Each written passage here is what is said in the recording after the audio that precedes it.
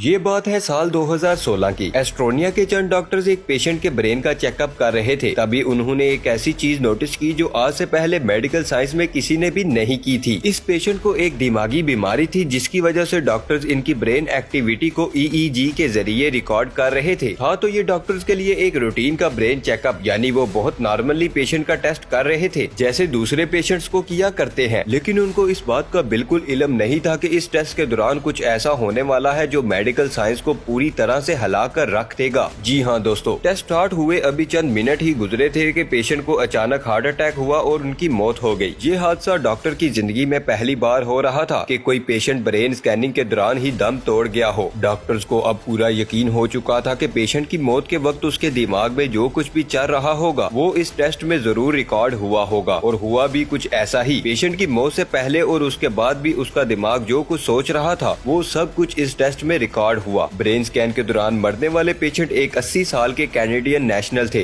जिनको एपिलेप्सी नाम की एक बीमारी थी। इस बीमारी की वजह से उनको बैठे बैठे दौड़े पड़ने लग जाते थे और इसी वजह से डॉक्टर उनकी ब्रेन वेव्स को मॉनिटर करने के लिए EEG परफॉर्म कर रहे थे। दोस्तों, EEG यानी इलेक्ट्रोएन्सेफेलोग्राम एक ऐसा टेस्ट होता है जिसमें ब्रेन में चलने वाली इलेक्ट्रिकल एक्टिविटी को मॉनिटर किया जाता है। इस टेस्ट के जरिए 1 दर्जन के करीब इलेक्ट्रोड्स को पेशेंट के सर पर चिपकाया जाता है जो ब्रेन सेल से प्रोड्यूस होने वाले इलेक्ट्रिकल चार्ज को डिटेक्ट करता है और फिर कंप्यूटर स्क्रीन पर शो करता है। अब इस टेस्ट के रिजल्ट से डॉक्टर को कैसे मालूम पड़ता है कि इस वक्त पेशेंट के दिमाग में क्या चल रहा है? ये जानने के लिए जरूरी है कि पहले हम ब्रेन एक्टिविटी के कॉन्सेप्ट को समझ ले। इंसान के ब्रेन में 100 अरब से भी ज्यादा न्यूरॉन्स पाए जाते हैं। ये न्यूरॉन्स हमारे नर्वस सिस्टम का अहम तरीन हिस्सा होते हैं जिनका काम ब्रेन के अंदर ही एक जगह से दूसरी जगह मैसेज पहुँचाना होता है। ये मैसेज असल में एक इलेक्ट्रिकल चार्ज होता है जो ब्रेन के एक हिस्से के न्यूरॉन्स भेजते हैं और दूसरे हिस्से के न्यूरॉन्स ये इलेक्ट्रिकल चार्ज रिसीव कर उस मैसेज को प्रोसेस करते हैं और फिर बॉडी पार्ट को कोई भी एक्शन परफॉर्म करने का सिग्नल देते हैं। ब्रेन में हर वक्त इतने ज्यादा प्रोसेस एक साथ हो रहे होते हैं कि उनके नतीजे में बेशुमार इलेक्ट्रिकल चार्ज एक जगह से दूसरी जगह मूव करते हैं। इन इलेक्ट्रिकल चार्ज के मूव करने से वेव्स का एक पैटर्न बनता है जिनको ब्रेन वेव्स कहा जाता है। ब्रेन वेव्स का ये पैटर्न हर एक काम के लिए अलग अलग होता है जिनको मेडिकल साइंस में अलग अलग नाम भी दे रखे हैं। अभी तक मेडिकल साइंस 5 किस्म की ब्रेन वेव्स को पहचान सकती है जिनको gamma,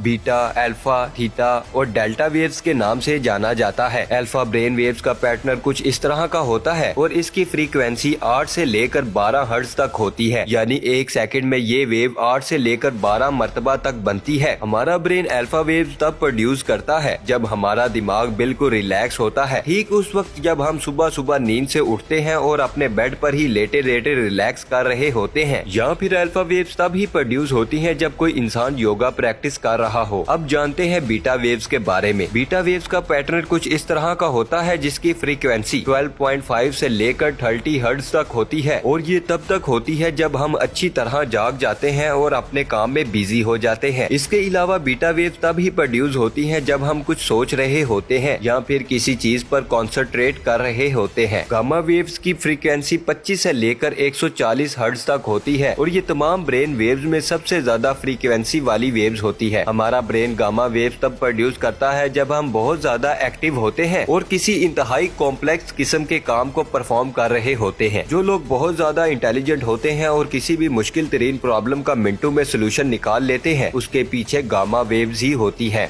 delta waves. Delta waves की फ्रीक्वेंसी तमाम ब्रेन वेव्स में सबसे कम होती है। ये सिर्फ 0.5 से लेकर 4 हर्ट्ज तक होती है। डेल्टा वेव्स हमारे ब्रेन में डीप स्लीप के दौरान पैदा होती हैं, यानी जब हम बहुत गहरी नींद में सो रहे होते हैं। डेल्टा वेव्स हमारी बॉडी में कई हार्मोन्स पैदा करती हैं, खास तौर पर ग्रोथ हार्मोन। ये वेव्स ज्यादातर बच्चों में पाई जाती हैं और जैसे जैसे इंसान बड़ा होता जाता है डेल्टा वेव्स भी कम होती जाती हैं। और सबसे आखिर में बात करते हैं थीटा वेव्स की। थीटा वेव्स की फ्रीक्वेंसी 4 से लेकर 7 हर्ट्ज तक होती है और ये किसी भी चीज को मेमोराइज करने, न्यू स्किल सीखने और डे ड्रीमिंग के दौरान में पैदा होती है। अब जब हम सब ब्रेन वेव्स की बेसिक जान चुके हैं तो अब हमें उस पेशेंट के ब्रेन स्कैन को समझने में थोड़ी आसानी होगी। जैसा कि हमने जाना कि गामा वेव्स की फ्रीक्वेंसी 25 से लेकर 140 हर्ट्ज तक होती है। इसकी रेंज के अंदर एक और रेंज भी होती है जो 30 से लेकर 100 हर्ट्ज तक होती है और ब्रेन इस खास फ्रीक्वेंसी की गामा वेव्स तब प्रोड्यूस करता है जब हम अपनी मेमोरी को इस्तेमाल कर रहे होते हैं, यानी जब हम लाइफ के खास इवेंट्स को याद कर रहे होते हैं। डॉक्टर्स ने उस कैनेडियन पेशेंट की मौत के वक्त उनके ब्रेन में बहुत ज्यादा ज्यादा गामा वेव्स नोटिस की, जो कि खास तौर पे उस रेंज में आ रही थी जब इंसान अपनी लाइफ की मेमोरी को रिकॉल कर रहा होता है। इससे पहले भी साइंसदानों ने मरते वक्त लोगों की ब्रेन एक्टिविटी को नोटिस करने की कोशिश की थी, लेकिन वो पूरी तरह उनको रिकॉर्ड नहीं कर पाए। लेकिन इस कैनेडियन पेशेंट के केस में मौत से पहले और हत्ता के मौत के बाद भी चंद मिनटों तक इनकी जिंदगी की अच्छी और बुरी यादें इनके सामने आई थी। डॉक्टर और साइंटिस्ट ने मरने वाले पेशेंट की गामा वेव्स को 2016 से लेकर 2022 तक यानी पूरे 5 सालों तक अच्छी तरह स्टडी किया और फिर ये रिजल्ट निकाला कि मरते वक्त इंसान अपनी लाइफ के इवेंट्स को याद कर रहा होता है। डॉक्टर और रिसर्चर्स की फाइंडिंग का कोई ठोस सबूत तो नहीं है, लेकिन इनकी फाइंडिंग को साबित करने के लिए उन पेशेंट से भी राब्ता किया गया जो किसी बीमारी की वजह से मरते मरते बचे थे, या फिर कुछ ऐसे पेशेंट जिनको लास्ट मोमेंट पर हॉस्पिटल पहुंचाकर उनकी जान बचा ली गई। जब उन लोगों से पूछा गया तो उनका भी यही कहना था कि उनके सामने जैसे किसी ने उनकी लाइफ का फ्लैशबैक चला दिया हो। ये एक्सपीरियंस किसी एक दो लोगों ने फेस नहीं किया, बल्कि कई लोगों ने इसी किस्म का जवाब दिया था। डॉक्टर और रिसर्चर्स ने पूरे 5 साल इस ब्रेन स्कैन को पब्लिक इस वजह से नहीं किया था क्योंकि एक तो वो उसको अच्छी तरह से स्टडी करना चाहते थे और दूसरा ये कि वो किसी और इंसान का भी मरते वक्त ब्रेन स्कैन इस कैनेडियन पेशेंट के स्कैन से मैच करना चाहते थे। लेकिन आखिरकार वो इस काम में नाकाम ही रहे। अब क्योंकि डॉक्टर्स के पास सिर्फ एक शख्स का ही मरते वक्त का ब्रेन स्कैन है, इसी वजह से उनकी ये फाइंडिंग काफी कंट्रोवर्शियल भी है। डॉक्टर ने रिसर्च पेपर्स पर यह भी लिखा है कि कैनेडियन पेशेंट ऑलरेडी एक बीमारी से गुजर रहा था जिसकी वजह से वो बहुत दवाइयाँ भी ले रहा था। ये मेडिसिन भी ब्रेन एक्टिविटी को डैमेज कर देती है, जिसकी वजह से रिजल्ट में फर्क पड़ सकता है। लेकिन इस बात के काफी ज्यादा चांसेस हैं कि जब इंसान मर रहा होता है तो उसके सामने उसकी पूरी जिंदगी का एक फ्लैशबैक चलता है, और अगर ये सच है तो जिसने अपनी जिंदगी में अच्छे काम किए होंगे मरते वक्त भी उसके सामने वैसी ही चीजें रिपीट होंगी, और जाहिर है जिसने बुरे कामों का रास्ता चुना होगा उसके सामने फ्लैशबैक भी वैसा ही आएगा।